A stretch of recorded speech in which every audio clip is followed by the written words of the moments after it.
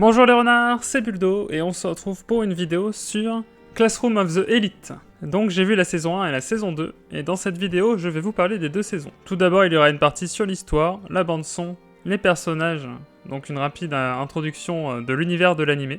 Et ensuite je vous donnerai mon avis en conclusion sur ces deux saisons.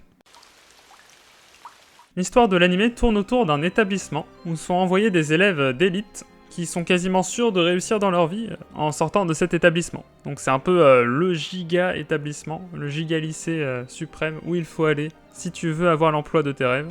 Notre héros Ayano Koji va se retrouver dans cet établissement et il va se retrouver plus particulièrement dans la classe D, qui est censée être la pire classe de l'établissement. Il y a la classe A, B, C et D. Suite à ça, il va faire la rencontre de Horikita, une fille cherchant à monter en classe A, et il va coopérer avec elle pour faire en sorte que la classe D passe en classe A. Car il y a une sorte de système de points où les classes peuvent changer de D à B, C, enfin... Il y a un peu une sorte de combat de classe dans cet établissement pour savoir quelle est la meilleure classe et la pire. De plus, chaque élève a des points personnels, ce qui lui permet d'acheter tout ce qu'il veut dans l'établissement. Mais bon, pour gagner des points, il faut qu'il gère aux examens et aux examens spéciaux, car il y a des examens un peu particuliers, mais ça vous le verrez en regardant l'anime.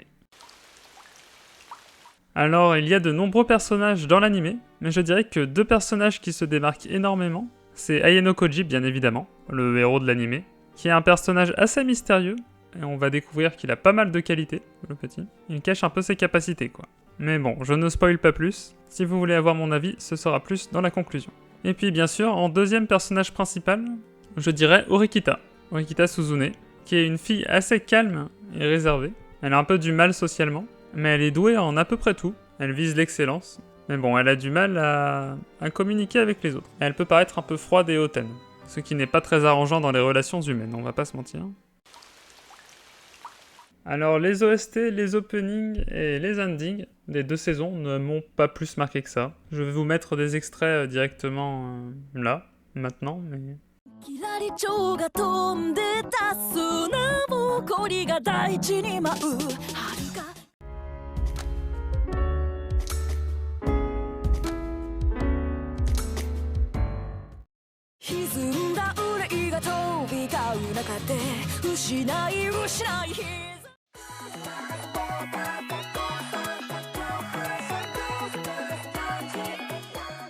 Mais voilà, ils ne m'ont pas plus marqué.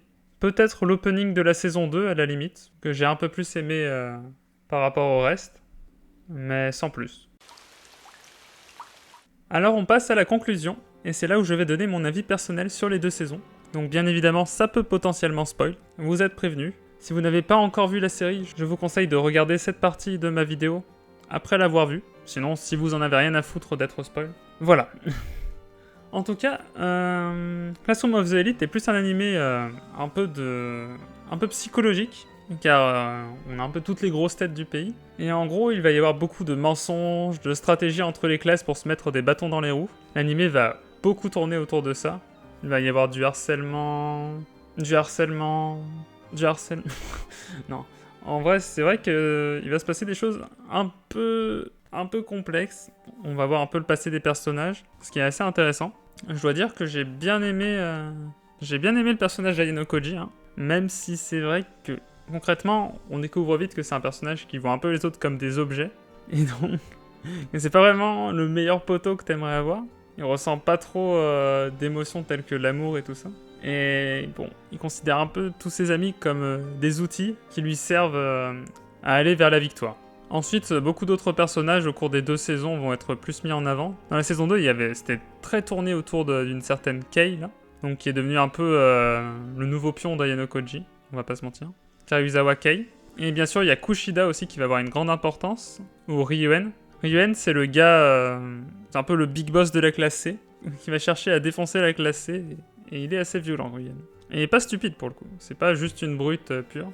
Il est quand même relativement malin. Kushida, quant à elle, veut se débarrasser d'Horikita, et c'est un peu une personne qui joue une sorte de double jeu, qui donne l'impression qu'elle est sympathique à l'extérieur, mais en réalité, elle veut juste de l'attention, et donc ce n'est pas une personne très sympathique. Pour ce qu'il en est de ma note, je dirais que la saison 1, j'ai pas tant apprécié l'anime que ça. J'ai bien aimé, mais sans plus, quoi. Mais la saison 2, j'ai plus accroché, effectivement, à la saison 2. Au début de la saison 2, j'étais mitigé. Je me suis dit, je vais repartir sur un 5 encore. Voilà, c'était ma note de base quand j'ai vu la saison 1. Sauf que la fin de la saison 2 m'a beaucoup plus plu. Je trouve qu'on en apprend plus sur pas mal de personnages qui sont assez importants. Et les plans d'Ayano Koji sont vraiment intéressants.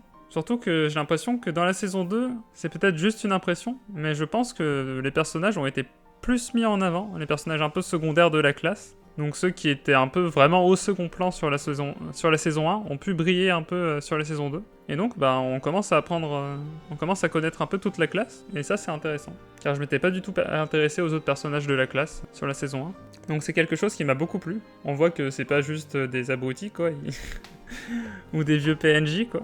Ils ont aussi leurs implications, leurs sentiments, leurs objectifs. Et donc c'est pour ça que j'ai largement préféré la saison 2 à la saison 1. Ce qui a remonté la note globale de l'animé à 6. Voilà. Donc ce sera ma note actuelle sur l'animé, à l'heure où je fais cette vidéo. Ça peut changer, mais je vais conclure sur cette note. Ah, juste, attendez, je termine en vous mettant une petite citation de l'animé qui m'a énormément plu. Je vous la mets juste là.